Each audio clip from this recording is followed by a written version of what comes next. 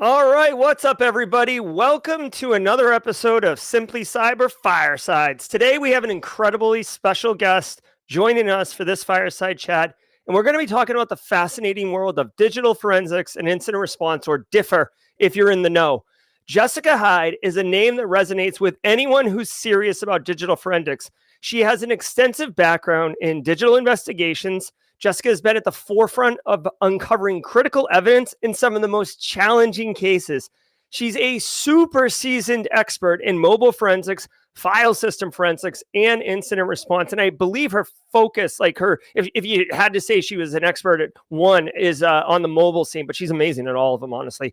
With years of experience working alongside both government agencies and private sector organizations. Now, Jessica is the founder of Hexordia, which is a sick digital forensics consulting company that does training and investigations and a whole bunch of other stuff. And they're known for pushing the boundaries of what's even possible in our field. That's how awesome Jessica is. Now, beyond her hands-on work, she's an educator, a tool developer, and a thought leader who's contributed significantly to advancing the methodologies and tools that many in our community rely on today. You may not realize that we have Jessica to thank for many of the stuff that we just do as normal operations today. Now, in today's session, we're going to dive deep into the current trends, the challenges, and the future of DFIR.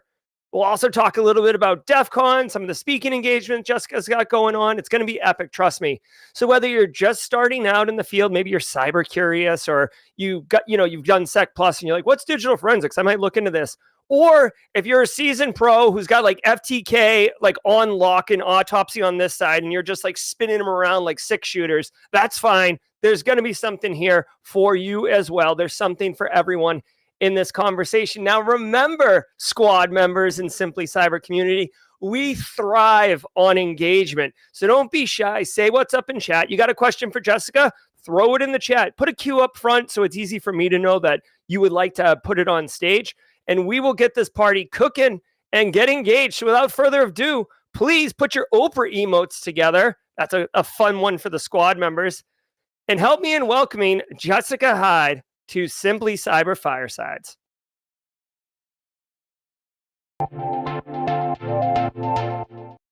Hey, Jessica, how's it going? Hello, Jerry. Wow, thank you for the very wonderful introduction, more than you should have ever said. But thank you. Very kind words. I told you it might make you blush a little bit. All true, all true. Call me a liar if I lie, but I don't think you will.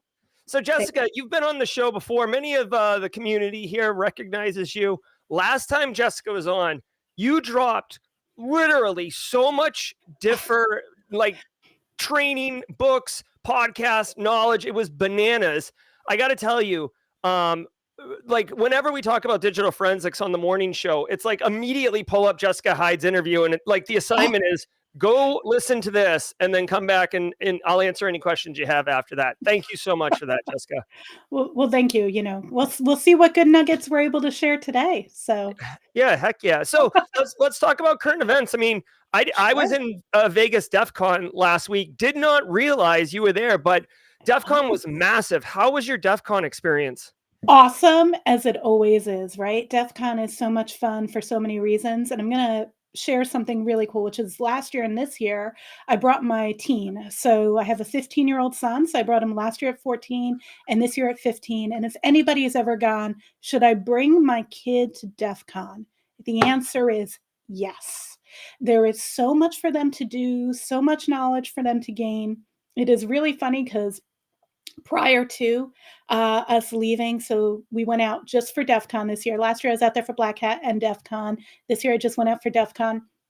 And my son, on Monday, I walk in his room and there he is with his lockpick set practicing, because he knew he was going to do the youth challenge and participate in that. And he wanted to make sure he had not only his technical chops, his ability to write his little Python scripts and have fun with that, but he wanted to check himself on his physical penetration testing chops as well. So It was amazing. It's a great event. It was at the Las Vegas Convention Center this year, which I know a lot of us were like, how's this going to go?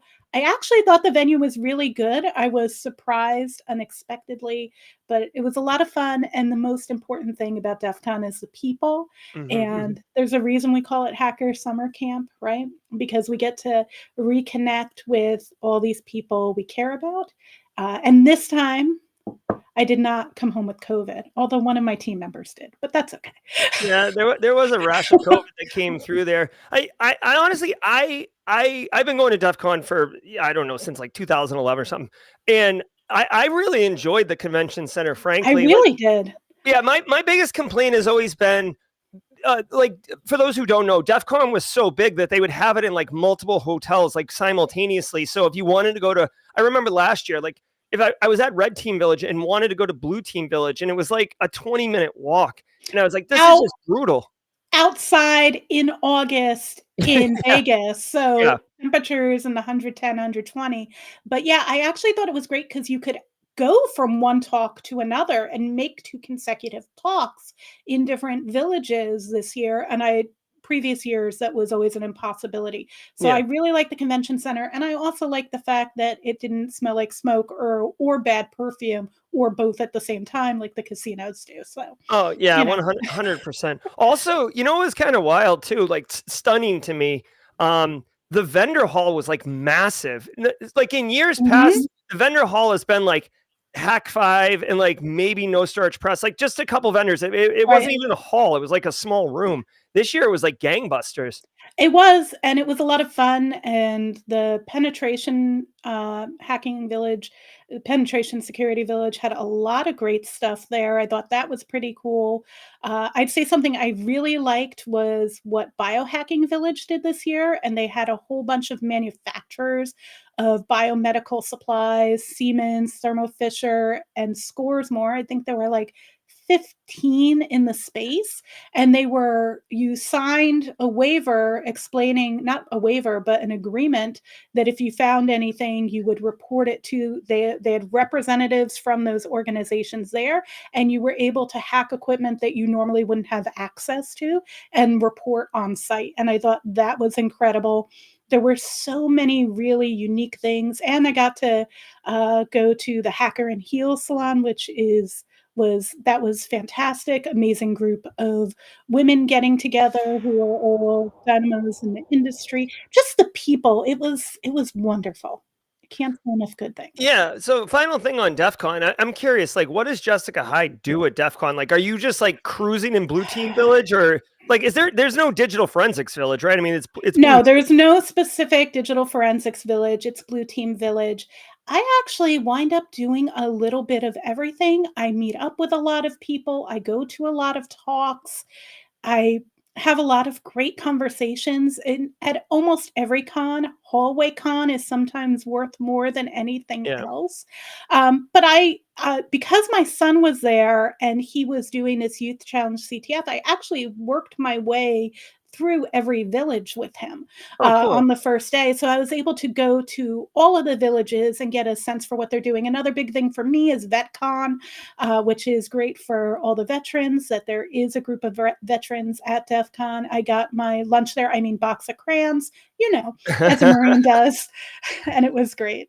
Yeah, for those who don't know, Jessica is a former, some Marines get upset about it, but Marine veteran, we'll say Marine veteran. Yeah, all right. So Jessica's a Marine veteran, for sure.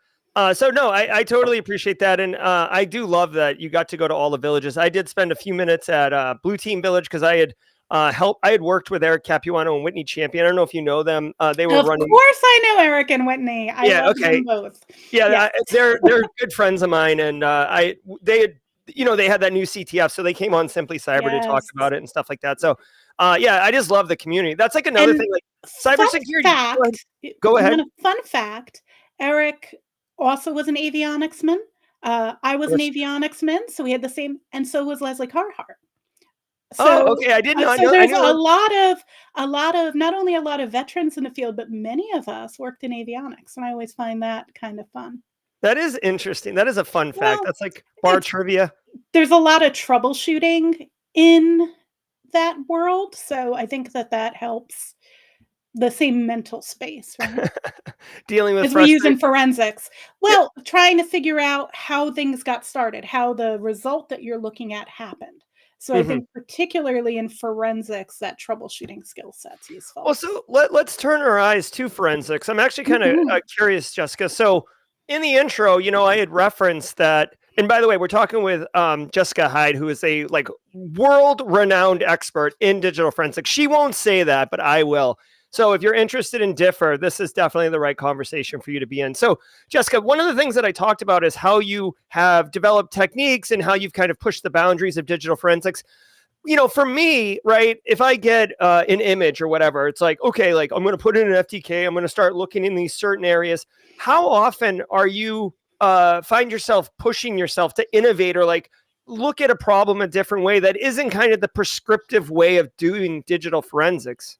Well, I'm lucky because at the point in my career I'm at, I only get the weird, right? So because I've worked on methodology for dealing with things that are unique, I tend to take on the cases and get the cases that are different or have unique challenges or something that the commercial tools don't support. And that actually winds up being the crux of a lot of my training that I develop and deliver, which is how do you deal with a problem when the commercial tools don't know how to solve that? That could be because it's a new type of device, Internet of Things. It could be because we don't know how to acquire that device yet. I do a lot of work in mobile. It could be because it's a new artifact that's unsupported. It could be for a variety of reasons. But the most important thing you can do is learn how to discover the undiscovered, right? Think of it as the artifacts are the crux of everything that we do on phones, right? We're all users of phones. We know that. There's over 6 million apps between the Google Play and the Apple App Store. Mhm. Commercial tools support like 2,000. Everybody should be doing the unexpected. Everybody needs to know how to deal with different. And there are folks who do prescriptive, but one of the things I'd like to see is everybody know how to move to beyond the evidence button. And how can you testify to a case, write a report, or more importantly, know that you understand the truth? And that's what we do is truth and data. If you don't know how to test, how to validate, how to check what is normal or not normal, if you don't understand those concepts, there's well, everyone's scared of AI. If you don't know how to find things that are undetermined, you're gonna be automated out of your job in a couple years, right? Mhm. Because I can run tools all day long, but what does the data mean is what we provide, and what about the things the tools don't know how to do, which the tools don't understand everything. Artifacts aren't put there for us by the applications and operating systems, right? They're remnant traces of programmers developing things to serve specific purposes. Now, some people may go, but there's logs for that. Well, if you're talking about a log from an endpoint detection system, yeah, that is there for that purpose. But if you're talking about other logs, like let's say unified logs on a Mac or an iOS device, those aren't there for us as digital forensics examiners. They are there either for troubleshooting by the vendor or application or for the purpose of applications being able to run efficiently or at all. So that stuff isn't meant for us, right? So you have to know how to do the weird. So my encouragement to everyone here is to do the weird. And the cool thing about this is it means that there is so much out there that everyone who is interested in digital forensics or interested in the future or is looking to get hired in this field, there is so much opportunity for you to do new novel research because there is so much new novel research to be done, right? Oh, yeah, 100%. And like a lot, the questions are starting to flow in right now. Oh, Um, okay. around that. So like to your point, CJ wants to know, do you build your own apps in order to like get get things done? Like, you know, and I would Oh, consider that like Python scripts as ooh. well as anything Yeah, else. yeah. So the answer is absolutely. There have been there is definitely the ability to both build your own Python scripts. There are lots of great frameworks. Definitely a call out to Alexis Brignoni and the LEAP framework, which is logs. Now I'm going to forget what LEAP stands for, but LEAPP, logs, events, apps, protocol, buffer, parser, plist, parser. It depends on which one it's for, because there's an A leap for Android, an I leap for iOS, a C leap for Chrome. There's a leap for many different things, V Okay. leap for vehicles. Does Microsoft But Microsoft Zune have a leap? Microsoft Zune, probably not. But I haven't seen Zune on a case in a very, very Yeah, long no, I know. I time, just don't nor smell have Microsoft yet. but the whole point is that that's it, fair enough, right? But now we can ask ourselves, which was the superior technology? Was Zune superior to the iPod, or especially like the old school iPod Shuffle, whatever? But the concept of building your own apps or modules to get data, absolutely. And if you're saying, can you build your own app to get data off a mobile phone? The answer in some instances is going to be yes. It depends on what permissions it needs, etc. Is so much you can do, and I would say that it is important to have development skills in order to be able to create parsers and access tools, etc., to be able to analyze data forensically. There's a lot of folks who've come into this field from a variety of ways, and a little area of catch up is a lot of times there are folks who do not have a programming or coding background. And I Mhm. would say that's a place people really need to catch up who don't yet have those skills. And and that people who are looking to break into the field, it's an absolute must. And Python is going to be your most common. But I know great forensics folks like Matt Sayer writes his tools in Rust, and he's very proud of it. So there are people who do write things in other, and when we put out tools, we'll have tools that are in higher level objective languages. There's a couple of tools on our website, free tools that folks can use to like live monitor their iOS devices, which is so helpful in research. But No, yeah. that's awesome. So Like yes, that was I the feel one word answer is yes.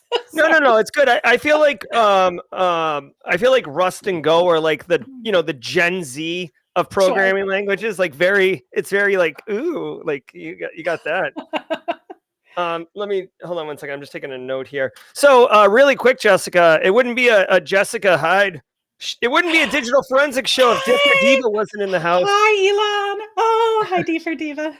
Yeah, sorry, It's my so my great to see you. my Oh, your 10-hour background? screensaver completed apparently. So yeah, continuing on. Yes, can we give a shout out to DFIR Diva, to people to go to her site to get Oh, access to we certainly all can. I had the it up resources? already. Ah, yes, there we go. So Jessica, what are we looking at here, Jessica? You are looking at DFIR Diva's site, where she shares information about free and affordable training that exists to get into digital forensics and incident response. She also shares events that are coming up that are free for people to attend. So that would include things like digital forensics or incident response related CTFs and more. She has info about how to break into the field there, and all of these Ooh. organizations that provide education. And oh, look, there's a little Simply Cyber Yeah, there. thank you, Elon. DFIR Diva repping Simply Cyber up in this house. Nice. So There I you dropped go. the link in chat for everybody as well, for so you can grab that. And if people need it later on replay, I'll try to put it in the discussions. But it's And DFIRdiva.com. and she herself is a kick-ass incident responder. So she doesn't just share information on the web. She is a practitioner as She's a well. practitioner. Yeah, no, it's awesome. And yeah, and a really good person too, I might add. She and An I connected excellent years human being. ago, and she's always around doing good stuff. So thank you, DFIR Diva, for being here. So continuing on this so we're going to dive deep into DFIR, right? All right. So Darius wants to know, kind of a nice high level question: how do you go down a DFIR career path without joining law enforcement or the military? You can absolutely do that. So there are pretty much three things that you need to break into a field, right? You need education that does not have to be scholastic. It could be from like a SANS class or a Hexordia class or a boot camp. There's lots of training out there. Again, check D4 Diva site for a lot of the free stuff and the low cost items, but you need education. That's one. The second thing you need is you need certification. Now, what certificate should you get? I say look at the jobs you want and look at what certification they require, and then start looking there. My feelings on certifications vary depending on the certifications, but it is valuable. But the third thing you need is experience. And how do you get experience without joining law enforcement or military? Just like we were saying before, you can demonstrate experience. So there's also lots of college programs in DFIR now. But I would suggest a background. You can get a degree program in DFIR. I do suggest more of an engineering or a comp sci background. I do think that those are stronger backgrounds. There are lots of master programs in digital forensics. I teach in one at George Mason, but there are lots of good programs out there. You can do an undergrad program in DFIR. I've hired people who have done undergrad programs in DFIR. But the important thing you need is experience. How do you get that experience? And you do this with a demonstrable. And I mentioned this earlier in the episode. I said there's so many research opportunities in mobile. Yeah. That's to get you that demonstrable. You need something that sets you apart and that also lets you show your ability to comprehend, put it out there, and share it. It could be code. So it could be contributing to a Leap project, writing something and putting it on GitHub, contributing to volatility, any of those things could be code. It could be a blog post where you share your research. A blog is a completely great way to share your information in terms of your experience. It could be that you go out there and you share content on social media in ways where you're sharing technically relevant content. In other words, it doesn't have to be a blog. It could be a YouTube channel. It could be a stream on Twitch. It could be lots of things. But the important thing is that you share technically relevant content, be it code or writing or video. And how does that help you? A couple of ways. Number one, it's going to set you apart.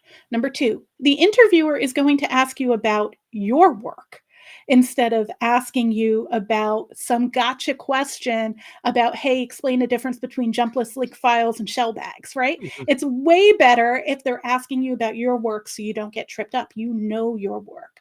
And number three, and this is what's really valuable to me as an employer, is that I know you know how to do one of the things I need you to do. I hate to say this, in digital forensics, our product is a report. I like to see blogs because then I know the person can write. And I know they can write about technical topics and distill that information down. I like videos because we also brief. We brief lots of people. Remember, in digital forensics and incident response, your customers are dealing with their worst day. They've been hit by an intrusion. They are a victim. They are an accused. It is their worst day. When you're dealing with somebody on their worst day and you need to speak to them about technical elements, you need to be able to do that in a professional manner and be able to do it with clarity. So I can understand those things. And if you can script, guess what? I need you to write scripts too. So that's good enough for me. And hopefully you documented your code. But that's really important, is to be able to understand that an employer is going to see that as a type of experience. It's not going to get you that job that requires 7 years experience into that senior position, but it will help you get your foot in the door. And of all the folks I've mentored in my career, I would say that's the biggest thing that makes a difference, is having a demonstrable. I love it. 100%, 100%. Even, I mean, again, differs your world, not mine, but I would go as far as saying, like, the search you talked about, without naming any specific one, if it were me, right, being a GRC dork, in the differ space, I think having a cert that's aligned to a specific tool set, right? Again, I'm not going to favor one over the other, but like in a tool set, the cert to me means that you've qualified as far as being able to use that tool in a digital forensics kind of capacity. Maybe I'm wrong. You can. I prefer certs personally. Tool vendor certs have value in showing that you know how to use a tool. Mhm. What is more important to me is that you know how to solve the challenges we have in dealing with data and being able to understand what that data means, distill it, and provide attribution. So I tend to prefer the certs where a case is completed Mhm. or a case sample is worked through and a report is written. But that Okay. is my personal preference just because I don't care which forensics tool you learned on.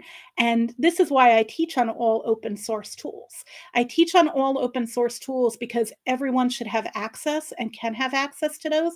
And the methodology, you can learn it, how to look at a file system and autopsy and how to look at Hex and HXD. And you can apply that to any fancy forensics tool. The fancy forensics tools are just going to save you time. And that's Perfect. my personal opinion. But No. Again, that's why, I mean, I want you on the show because I really like you as a person, but these answers, too. yeah, these answers are helping people make good decisions. Now, hey, really quick as a programming note, I did see someone over on LinkedIn, Riza Dai, ask for the link. I am dropping them on YouTube. So Riza, I'm going to put it right here so you can see it. The chat doesn't go over to LinkedIn. It's like inbound only. So DFIR Diva.com is DFIR Diva, the website that we were talking about a little while ago. Jessica Hyde, digital forensics expert, is answering questions right now and just dropping knowledge bombs left and right. So casually, Joseph, in Space Tacos, I do see your GRC crossover differ question. We will get to that. I think these are endpoint logs specifically, but Joseph wants to know, how are logs intact, untampered when you initially respond? I'm trying to collect data for an upcoming talk. Thank you in advance. You're going to hate my answer. It depends. And it depends on too many things. It depends is the typical digital forensic answer. It depends on what type of adversary, what type of case, but the good thing to remember about digital forensics is we're not just hanging our hat on one piece of trace evidence or one log. You're going to work your response and work your exam and your investigation to piece together multiple pieces of evidence to show the truth of the matter. If you're following just one piece of evidence, there's absolutely the possibility that something could be tampered with. And that is not the only reason that we want to use multiple pieces of evidence. I'd say the primary reason is sometimes we don't know what we don't know, so we don't know all the reasons that a trace could be left. But specifically when you're talking logs, of course, there's the possibility in things being time stamped, in things being altered, in things being edited. That all exists, right? But a good examiner both would know how to look for traces of that, but also would never rely on one source of evidence. The concept of, I like Brett Shaver's books too. I just saw that from Philip Harris in the the chat. Yeah. Oh, yeah. I have a bunch of Brett Shaver's books, and I was honored to get to beta read his most recent book, The Investigative Mindset. That came out since I was last on that show, and I would say, and I'm sorry to go down another thing, but I would highly recommend that book because it talks about the thing we can't teach in the classroom. And this also goes to the mindset you need to go, was the log tampered with? The whole concept of that book is to understanding how to think in this world. And that book teaches the thing that classrooms don't teach. I saw somebody else ask earlier in the chat, are all DFIR roles technical? And I would say the definition of digital forensics and incident response is applying that investigative mindset to the technical, but there are lots of adjacent roles that may be a fit if somebody isn't as technical that they might be able to work in. However, that idea of applying investigative mindset, and that's also why I think that troubleshooting comment I made earlier Mhm. about people who used to troubleshoot and fix jets that are broken and aircraft that are broken wind up in the field is and make good digital forensics folks and good incident responders is because it is that brain that goes, well, where did this come from? How does this work? What are the other pieces of knowledge that I have? Okay, now let me test and prove it before I say it. Yeah, 100%. And yeah, you are not just answering the questions then, but like, predicting the next one and answering it ahead of time. I love it. Since you did go back to that avionics thing really quickly, Larry Shervington, I believe, Larry, I might be getting this wrong, but retired Air Force. Woo! He's dunking a little bit on avionics, saying it's a close second to E&E, I guess. So I'll let you guys sort that out. You know what? You know what? We'll just say that all maintenance, everyone on the maintenance side of the house is good to go. How's that? Okay, I think that's totally fair. Next question going. So let's do this one, okay? This one is from Space Tacos. She wants to know how does GRC cross over with DFIR, right? And then hashtag GRC Mafia. We've started this GRC Mafia thing where Ooh. we're coming because basically like resistance is futile, right? Organizations need us, and we will tell you how it's going to go.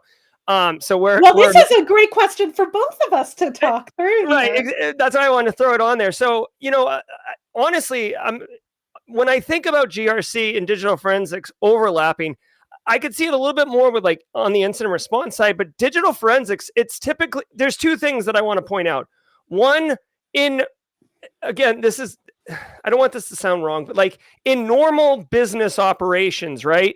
You like when there's an issue, you stop, you quarantine, you solve it, you kind of do a little bit of research to see if it's spread or anything, and then you like either wipe the machine and start over, but you get back to work. There's like a million tickets. There's a million things going on. You got For a sure, meeting yeah, in you 10 got to get back. You got to get back to work. yeah, Sure. so like thinking that you can just like drop into a lab and like take a memory dump and like spend 8 hours digging into it. It doesn't really happen that way in my experience.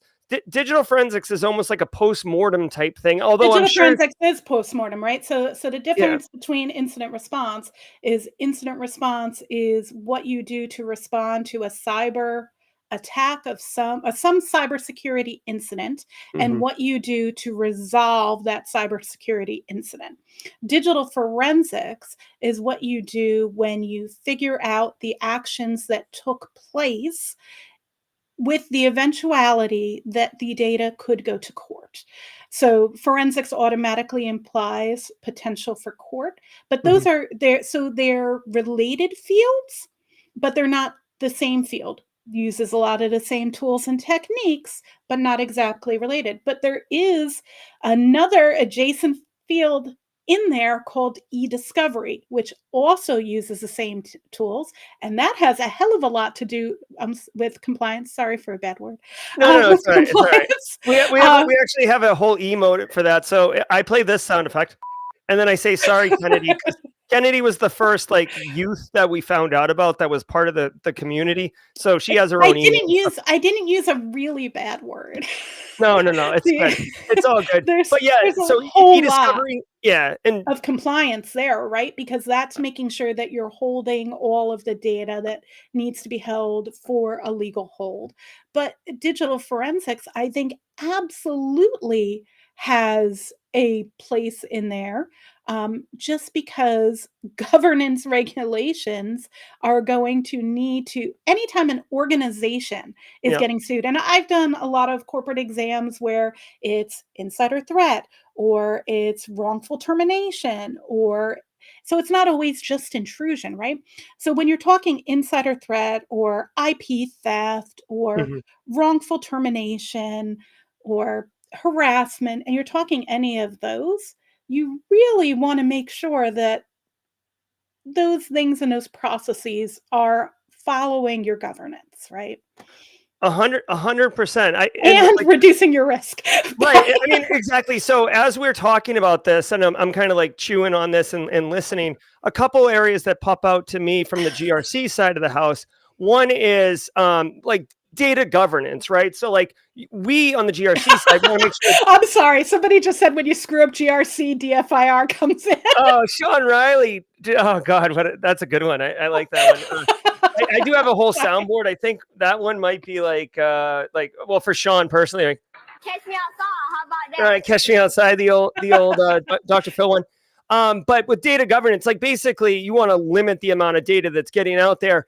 And, because of that, when there is an incident, you typically need to know basically what's your exposure, right? From a risk perspective. I can tell you there was one specific example. I worked in healthcare for a while. In healthcare in the United States, when you have a data breach over a certain threshold, you have to go way more public about it.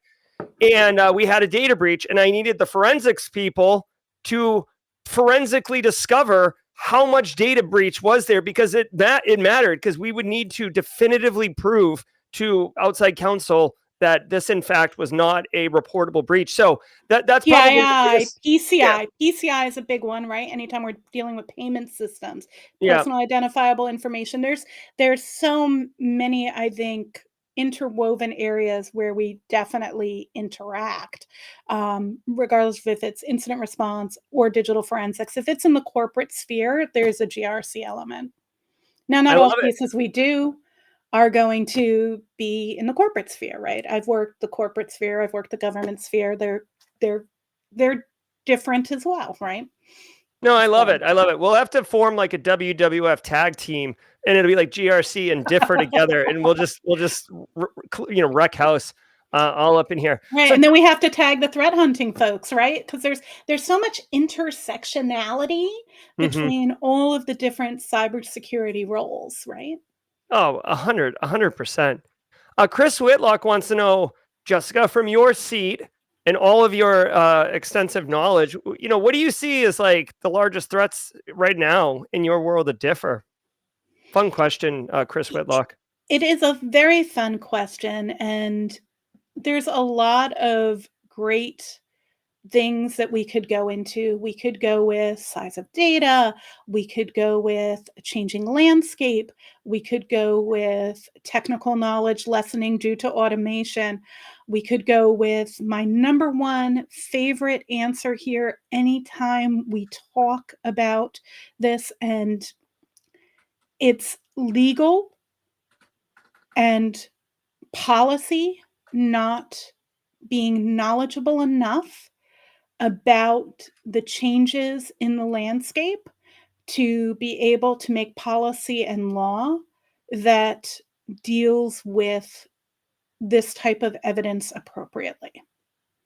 And to me, I think that's the scariest one, because we could go into all the technical issues, right? We could talk about AI and we could talk about ICS, industrial control systems, and we could talk about, how all of these things affect our landscape from a technical perspective, and volumes of data and encryption and all the technical elements. But at the end of the day, the technical elements are a cat and mouse, and we do it, right? The legal issues, the legal and policy challenges are the part I can't fight alone as a digital forensics examiner, or that me and the cadre, no forensics examiner can fight it alone, too much stuff to know, but it is the thing that we can't fight alone. We need to make sure that we are empowering others to have the knowledge to understand. So there is a Brett Shavers in chat. I don't know if it's the same Brett Shavers that you were referring to earlier, but shout out to Brett Shavers. We'll just give a shout out for the name Brett Shavers. It's the same Brett. It is. I know his face on his YouTube. That is definitely. Hi, Brett. So we got a Marine veteran. Okay. Not an avionicsman, but a Marine veteran. Yeah. All right. Well, Marines are cool. I come from a Marine family. Jessica, you probably knew that, but Brett, welcome to the party, pal. And my birthday is public knowledge, so I guess it doesn't hurt anything, but I share a Marine Corps birthday as well. So I've got a question for you in chat because I wanted to ask this one. We don't have to spend a terrible amount of time on this, but like, were you sweaty when you saw this Microsoft recall tech come out? Were you like, oh my Okay. God, my When job's it easy? when it first came out, I'm like, great, another artifact. And that's Yeah. always the way it's going to be, right? Because not everything's always going to be on, not everything's always going to be collecting. And it was also, oh, the people are not going to like this. But yeah, just let's say it. It's another great artifact, right? We always love new great artifacts. Nothing is going to make our job super easy, and everything is always changing. That is just the way it goes. Yeah. And you are 100% right. I mean, the public backlash on Microsoft recall was unbelievably fast. If only they knew what we could find without it. Yeah, no kidding, right? So let's jump in here, Chris Cahall. And now I'm just grabbing questions without I reading love them. it. What trends and innovations are shaping the future of digital forensics research and development? That's cool, like R&D, and Yeah. getting into like blockchain, quantum. Nice question, Chris. Yeah. Ooh, I really like this. So quantum computing is going to be very helpful, and there are already papers that are around the quantum computing angle. Fun fact, I am also involved with a couple of things a little bit more on the academic side of the house, and with the creation of digital forensics policies. So I am a chair for DFIR review. We actually review practitioner created content that could be used in court, provide peer review of that. And I am a big fan of the content that is put out by DFRWS, which is used to be an acronym. It is no longer an acronym. Used to be an acronym for Digital Forensics Research Workshop. They put out a lot of papers. There's been a lot of great papers coming out, and a lot of great paper in work there, and FSI Digital Investigations Journal. Those are the places to go if you want to read academic stuff around quantum computing. So I think there's a future for it. I don't think it's in the practitioner realm quite yet. IoT is fantabulous because sensors everywhere. Mm-hmm. We actually have an IoT class. We only do it in person because we actually sniff devices too, and it's so much good fun. But and I have a couple of projects that Hexordia has around the IoT realm, and I've done IoT research for years. I spoke at SANS, like I think all the way back in 2016 or 17 on Alexa, and yeah, I've been doing IoT forensics for a lot of my career. IoT is great because sensors everywhere and more spread out endpoints, right? There's the new mapping of all the New York City cameras. People can go look online and follow their day and go find the pictures of themselves on the street. But from a sensors everywhere perspective, I love it. Blockchain, there's been some scant attempt at use of blockchain as a technology for forensic analysis. My team's done some work in some crypto cases, not my particular area of expertise, but that's why I work with other smart Mm-hmm. people, right? We bring together the right people to do the jobs. So we do have to deal with analysis of data there. But all of these technologies, ultimately, the great thing is the more smart people we have in the room, the more smart people can figure out how to leverage it for forensic use. At the end of the day, the more technology you have more noise, and that can be good and bad. You have more possible other places to get data, but you also have lots of other data. It's more data to call through. So we need to be able, as practitioners in DFIR, look, if you have an incident, you're not going to go, and you're a company that has 170,000 endpoints, you're not going to go do a forensic exam of 170,000 endpoints. No, you're going to use a smart tool like Velociraptor or Cape to go grab specific artifacts, pull those back for your analysis. You're going to try to determine where things happen, and you're going to execute with a scalpel. And then you're going to use that, and then you'll expound. And you may eventually, Kevin Pagano, he's one of my favorite humans. You may eventually wind up, he is one of the contributors to the LEAP project. at some point you're going to end up with something where you might pull back more data and then do a full deep dive of a forensic exam. Or, if you're looking at a murder trial, yes, you're going to look at the whole phone in a different way, but we're never going to examine every bite. So part of the skill is knowing when to use the scalpel, when to use a shovel, when to cauterize the wound, right? You need to know when to use what types of tools, when to look at so much data, when to turn to new sources. And ultimately, the greatest thing you can do is try to go ahead and get a better understanding to be able to determine how to do that. And in reference to the question, the folks who can figure out how to use new emerging technologies to do that job are just going to help us all get further. Yeah. So two things I want to point out. One, I was told in mod chat, so there's like a private chat with the moderators and me as well. I was told to calm down because I was getting sweaty because you mentioned writing DFIR policy. And, to me, that sounds like you're into the GRC space. We could use a Jessica Hyde in the GRC mafia. So I'll put a shout out to the two organizations I'm with that help with its Scientific Working Group on Digital Evidence, or SwigDe, which is a fantastic organization that puts out SOP type literature in digital forensics. Great website, especially if you're trying to figure out how What to is it deal called with a again, new the thing. website? I'll bring it up. SwigDe.org, Sierra Whiskey Golf Delta Echo.org. Sierra Whiskey Golf Echo. What? Oh, Golf Delta Echo. .org. Okay. .org. Yeah. Okay. Here we go. I got it. That was like close to a Star Wars acronym too. So, all right, here we go. And what SwigDe is going to give you is a lot of standards documents for the field of digital forensics. And they also do non-digital forensics. So they do the photo side and the other parts of digital evidence. But you'll see all of these best practice guides, but a lot of them will touch on newer pieces of evidence. And we're always trying to solve and talk about how do you deal with Bluetooth modules? How do you deal with skimmers? How do you deal with IoT? And we put out procedures. The other thing I'm a part of is the NIST OSAC. You don't have to go grab that one. So Organizational Scientific Area Committees, and I mean only because their website's very hard to navigate. No, that's all right. I love NIST. Like NIST OSAC. I love NIST. I'm also a member of NIST OSAC, and we do a lot of standards and best go by type work there that is great and also helpful to the industry. So I think it's important to give back as someone who works in this field by helping with that type of documentation. Sean Riley, you had me at Scientific Working Group. I love it.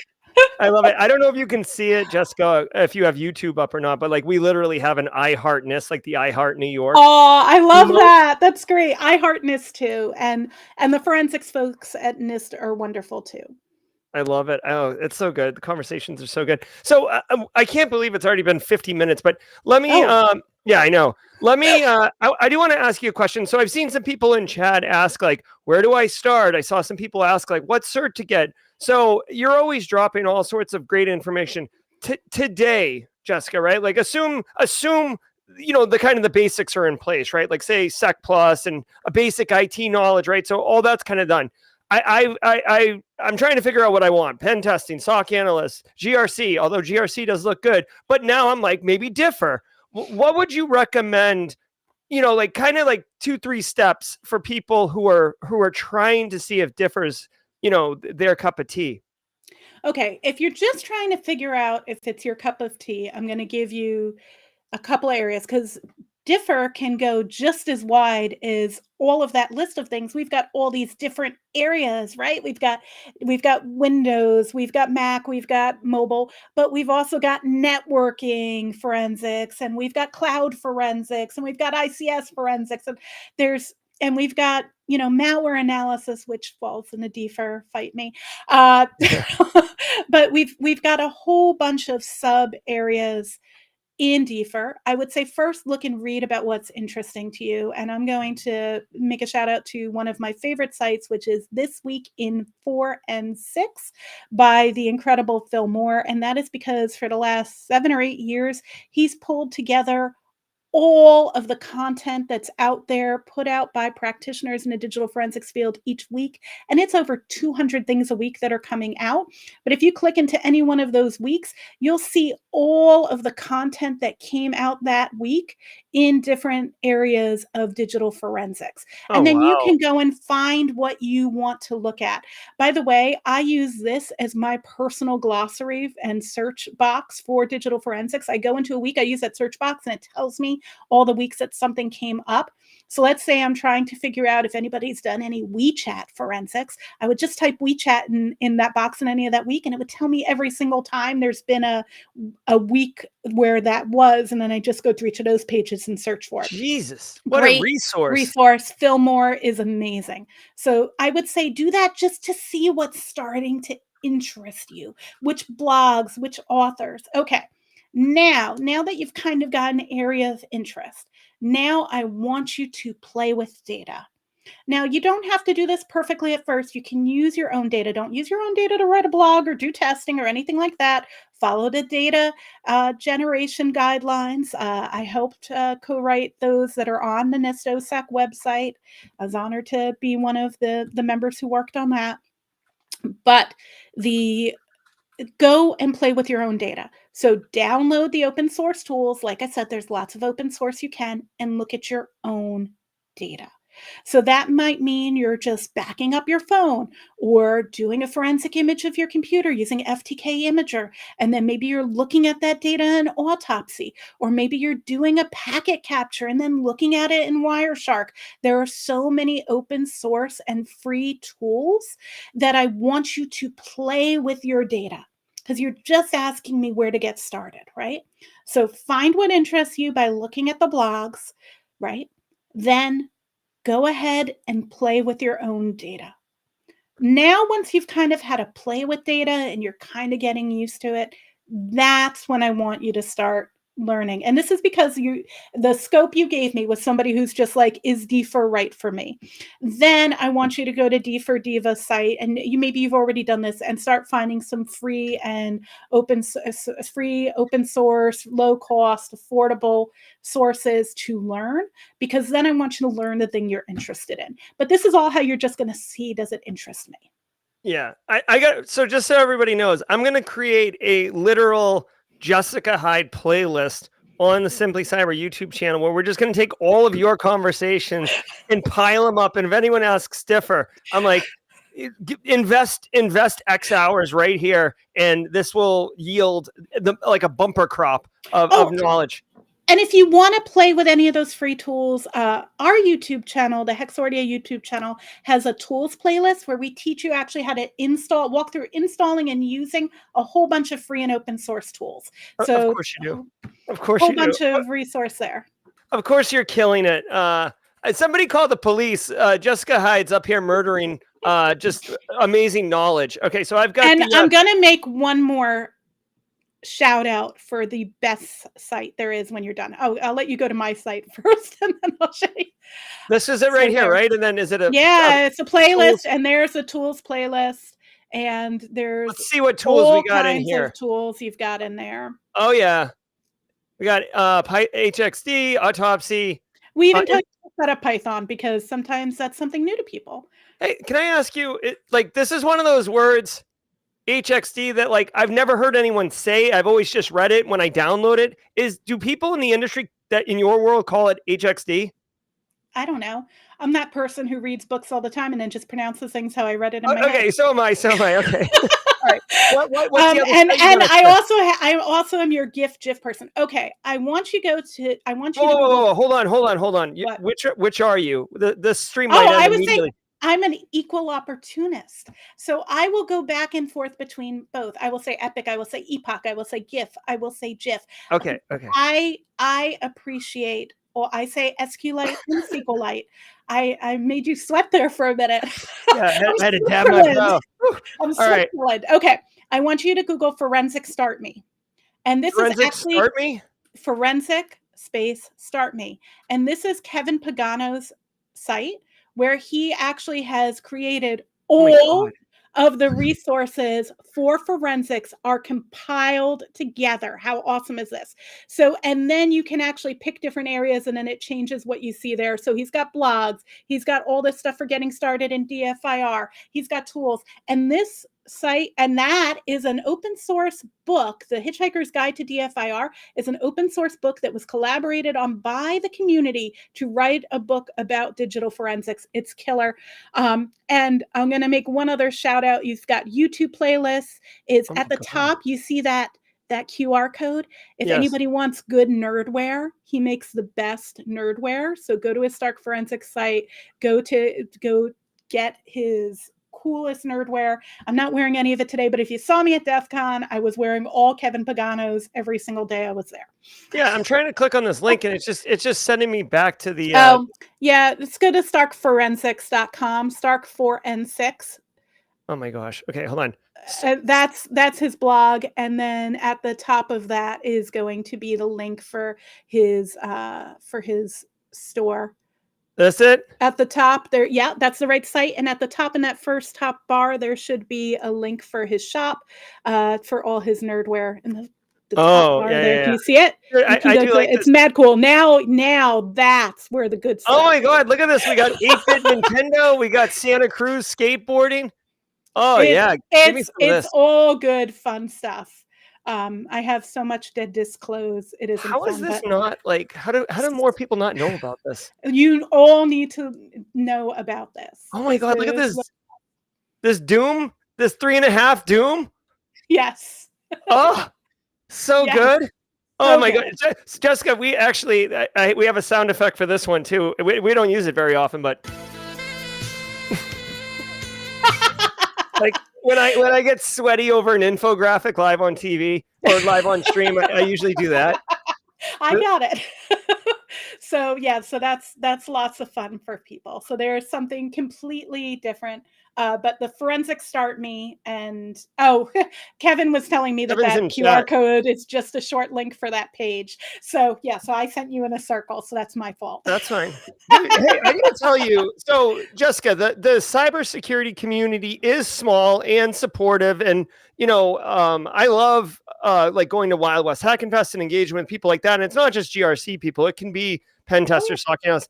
I gotta tell you, DFIR Diva, Brett Shavers, Kevin Pagano, like you differ mafia people. You guys roll deep, huh? Is that what's going on here? We do. There's just really, we are a very close-knit community, right?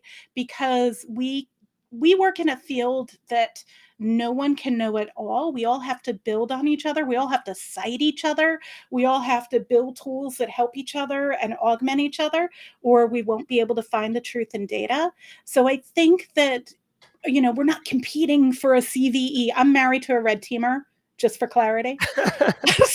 So we're not as, I think we're more collaborative and less competitive than other functions in the security world. But we're very collaborative. And is there like a go-to conference for like the DFIR mafia people? So there's a couple of really big conferences. There's one that's coming up next week. It's the DFIR Summit. That's the one that SANS puts on. Techno security on the East Coast is really big. A couple of the vendors have conferences. So I'm usually at the Magnet User Summit. I'd say those are the big ones. DFRWS is where all the academics hang out. I go to that. I'll be at the one in APAC. I'm doing a class in Australia if anybody wants to go to Canberra for a week. So it depends on the where. I am going to definitely put a promo out for HTCIA, which I'm the first VP on the international level of. That's the High Tech Crime Investigators Association. And we have a conference. We just had our conference about 3 weeks ago in Vegas. So I went to Vegas for a week, came back for a week, and went back to Vegas. Oh, wow. We just had our conference, and that's the High Tech Crime Investigation Association.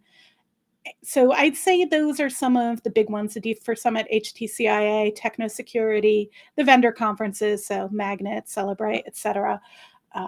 Oh, and And then DFIR DFRWS on the academic side. SANS DFIR Summit's free and virtual. Now, so SANS DFIR Summit does have a virtual. 2 of my team members are giving a talk on some cool stuff you can do with iOS live analysis. So that's fun. If people You had wanna mentioned hear that it, earlier, like, Jessica. Like, I was going to ask you, and this is the one note I took down earlier. You mentioned at Hexordia, there's a tool to do live analysis on your iPhone. Is that something that it's someone in free, it's chat fun. could do? Yeah, 100%. It's actually super easy and fun. It's called Evernote Community Edition or Evernote CE, and you can get that by going to our tools page. Yeah, right there. And people can play with that. So that first one up there, and those are some other tools we put out. Yeah, we put out some iOS Which one is it? I'm tools. sorry. That top one right there, Evernote Community Edition. Right Oh, there. okay. Little video of how to use it, and you can go ahead and download it and have fun. You know what? I'll tell you what I'm going to do when I get a minute, because MIT actually just released this AI risk taxonomy thing that's like out of control. But I'm going to make a video. I'm going to make a video on Simply Cyber. I like making these like lab walkthrough videos so people can get the practical experience, because sometimes it's a little intimidating to there's GitHub, so. And we have a walkthrough guide and a walkthrough video on that one too. So okay, well then I guess my video. Those. Well, feel free to leverage those. No. Well, I was gonna say, I don't know if you know that there's this parasitic thing on YouTube that there's these channels that are huge, and all they do is watch other people's content, and that's the channel, and it's so ridiculous. So yeah, it'll just be me watching your walkthrough. Everyone in the chat, if you're interested in DFIR, sign up for the SANS DFIR Summit. It's virtual, live, free. It's in person as well, so you'll be watching what's happening in person at a Salt Lake City. But you can watch it from the comfort of your couch for free. Just sign up on the website for the SANS DFIR Summit, and it'll be fun. I'll be there in person, but I hope you all have fun watching it because there'll be great talks. There you go. Well, I was check out Nick and Caesar. They're going to be. I was literally going to finish the show by asking you what future projects, what do you have coming up? What do I have coming up? Yeah. Well, we've got a lot coming up at Hexordia. So be on the lookout. We're going to be dropping something that I'm not going to talk about quite yet on September 15th. Ooh, so teaser. Keep your eyes out, join our mailing list or follow us on social media. The Hexordia channel will be releasing it there. You'll see it on all my social media as well. Jessica Hyde on LinkedIn. Everywhere else, I'm Bin to Hex, B1N2H3X, because I'm that weirdo who makes an alphanumeric for binary to hex, but that's okay. That is in neither binary or hex because there's an X in it, but I guess that could be the X and OX, but neither here nor there. There's an N. So Bin to Hex. And we'll have that. And then October 1, we'll be launching some new courses that people might be interested in. So please keep your eye out for announcements both on September 15th, we're going to drop something, and October 1, we're going to drop something too. So we've got a lot of drops coming out in the next 30 to 45 days. All right, there you go. So go to hexordia.com. I'll drop a link, or I already dropped a link for this Evernote tool, but it's the same website. Evernote. Look. Evernote. All right. What do we got? I'm the only person who makes a stuffed animal for our tool. Oh, okay. All right. Right on. There you go. I'll send you one, Jerry. Oh, perfect. Yeah, I'll put it right up there. You know what I mean? Send me an email with your mailing address, and I'll send you a little Evernote on the mail. I will. Thank you very much, Jessica. People are going to think I'm part of the that's like the secret indicator that I'm in the DFIR mafia, basically. It's your secret shout out back to us. Yeah. Exactly. Yeah. So I'm going to echo what Davey Crack IT is saying here, that Jessica Hyde is just dropping massive knowledge bombs. Guys, if you got here late, I got to tell you, this is absolutely an episode that you want to go back and rewatch. I recommend bringing a pen and paper and writing down some of the resources that Jessica shared, including just the knowledge you shared. Jessica, it's been phenomenal. With you, an hour passes in 10 minutes. I don't know if how you do that in real life, but just the 1 hour here is 10 minutes. So amazing conversation. Thank you. Thank you. Absolutely. All right, everybody, go to Hexordia, check out Jessica's stuff. You want to subscribe to that newsletter so you can find out these drops that she was teasing. I think September 15th is the next one. So we'll giddy up on that on behalf of all of Chad, including Brett Shavers. Right. And what was Steve's last name? I'm sorry, Steve Paroga? Oh, Kevin Pagano. Not even Steve. Kevin Pagano's like, And Jerry, let's make a shout to DFIR Diva. Kevin Pagano's like actively tweeting right now that Jerry's dead to him. I'm sorry, Kevin. To everybody that showed up, thank you so very much. And on behalf of all of them, I know that they greatly appreciate you taking your time. Jessica. Hi, Alyssa. Oh, sorry, I get excited. Sorry. Well, we got a special shout out before we call Yeah, it. hi, Alyssa Miller. Alyssa Miller. Alyssa Miller's in the house. Yeah, you guys, you differ people roll deep. I got to tell you, come on. So we will have to have Jessica back on again. Like I said, Jessica, before we launch the show, she's going to be a recurring member of the Simply Cyber Firesides. Maybe we can bump it up to every 4 months and do it a little bit more frequently. So we'll see. We'll see how it goes, everybody. All right. Thank you so much, Jessica. And until next time, everybody, be well and stay secure. Bye. Everybody, I hope you enjoyed that content. Keep the cybersecurity train going by connecting other Simply Cyber community. We have the Discord server, lively and always keeps the conversation. You can connect with me directly on LinkedIn. And also every single weekday morning on the Simply Cyber channel, we're doing live daily cyber threat briefings, 8 a.m. Eastern time, as well as Thursday at 4:30 p.m. We're doing live stream interviews with industry experts, and we produce videos that we push out